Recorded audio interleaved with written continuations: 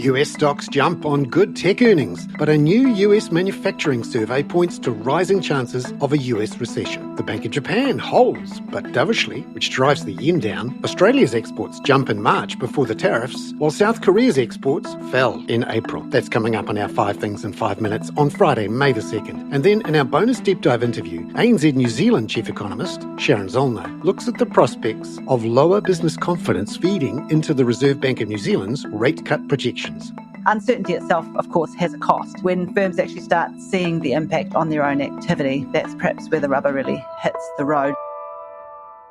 But first, in 5 and 5 with ANZ, US stocks are up 1 to 2% this morning after strong results from Microsoft and Meta. But a fresh US ISM manufacturing survey out overnight shows more softness in orders, particularly for exports. Job openings also dropped. Here's ANZ Head of G3 Economics, Brian Martin, to explain what it means. So everything is really pointing to a slowdown in economic activity. We've got recession risks at 40% for this year. We'll be watching incoming data very closely over coming weeks to see if the sharp weakness we've seen in many of the soft economic surveys are now going to be really reflected in the harder economic data that will be released, starting with non-farm payrolls Friday. By 4 a.m. Sydney-Melbourne time, the Nasdaq was up 2.2%. The S&P 500 up 1.2%. The US 10-year yield up 5 basis points to 4.23%. The US dollar index up 0.8%, thanks in particular to a surge against the yen. More on that next. The Aussie dollar was down 0.2% at 63.82 US cents, while the Kiwi was down 0.5% at 59.06 US cents. Gold down 2.8% on less demand for safe haven assets at $3,225 an ounce, while West Texas Intermediate futures were up 0.8% to $58.66 US a barrel. Number 2, the Bank of Japan held its key interest rate at 0.5% yesterday as expected, but it was seen as a dovish hold, pushing the prospects for another rate hike even further out. The US dollar rose 1.9% to 145.59 yen as of 4 a.m. this morning. ANZ senior international economist Tom Kenny says the Bank of Japan downgraded its outlook for growth and inflation because of the trade dramas.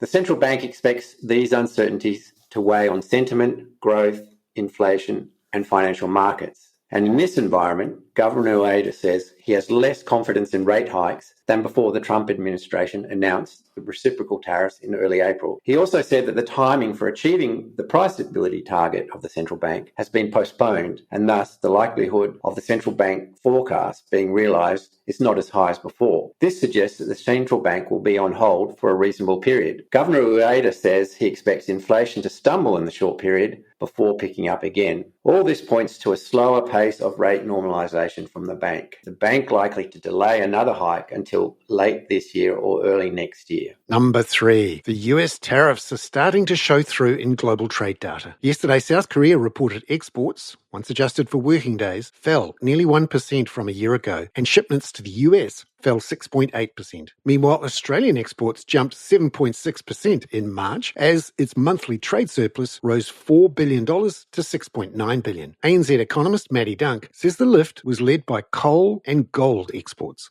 We're sending a lot more exports to the US than what we were before. So within the data, we can see in March and even just in Q1 in general, the monthly average of exports to the US is about 2.8 times higher than the 2024 average. So sending a lot more to the US, clearly some front loading going on there. It was also the third month in a row where we saw a trade surplus with the US. Now, traditionally, we do run a trade deficit with the US, but given the anticipation of what was to come, we have seen this movement towards front loading. Number 4. Maddie says all eyes are now on April data released at the start of next month to see if there's a shift towards other trading partners, such as China. We did see that exports to China lifted. I wouldn't say there was any material movements, but it will be something to look at over the coming prints. And of course, the April print will be quite interesting to see what happens post-Liberation Day announcements. Number 5. Amid all this data coming out of the US, annual core PCE inflation, which is the Federal Reserve's preferred measure, fell to 2.6% in March from 3% in February. ANZ Head of G3 Economics Brian Martin says the numbers show inflation on a downward slope.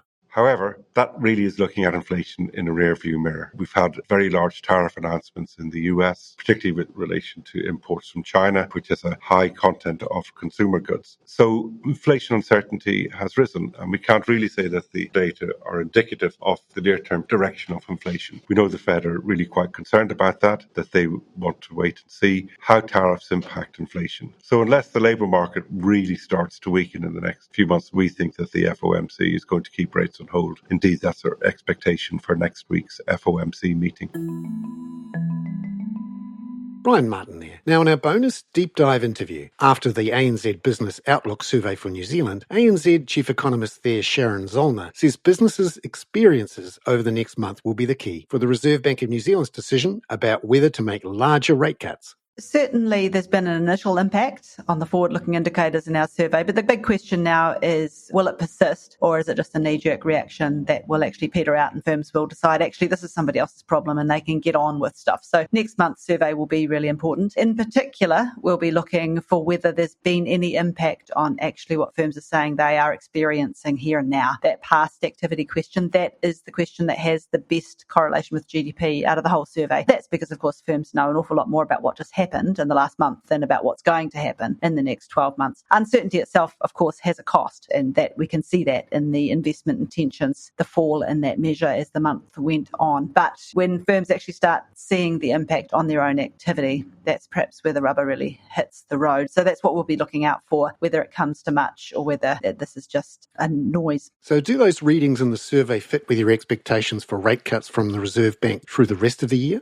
So the Reserve Bank back in February, they already built in a hit to investment from uncertainty. But of course, uncertainty has increased a lot since February. So if they're in a mood to take out a little bit more, then, that would be consistent with the direction of change in our forecasts as well recently. So our baseline assumption is that the Reserve Bank's growth forecast will be lower in the May monetary policy statement, partly because of just the fact that some economic data's petered out a little bit, but partly because of the confidence impacts of this. That said, the Reserve Bank don't think this is likely to make them want to cut 50 points at this stage. It could all come out in the wash. So certainly in the last monetary policy review, they were keen to stick to the strategy, cut 25 points at a time, while highlighting that if required, they were in a good place to do more. So if we were to see the data deteriorate between now and late May, so we've basically got a month, then yes, a 50-point cut absolutely could come into play. But here and now, this is just a shot across the bow, I would say. We'd probably need some more evidence to back it up before the Reserve Bank would likely respond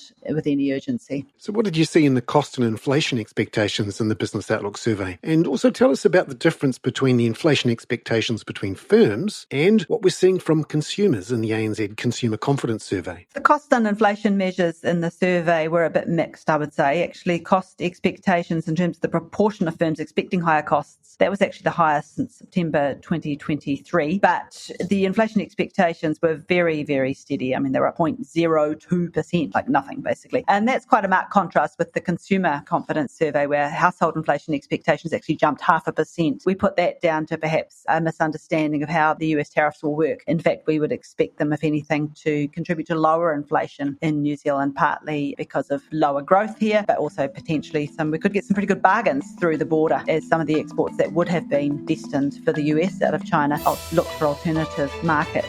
Sharon Zollner there. I'm Bernard Hickey. That was 5 and 5 with ANZ for Friday, May the 2nd. Catch you next week with a review of the state of the US jobs market, data out tonight, and the Fed's interest rate decision next Thursday morning.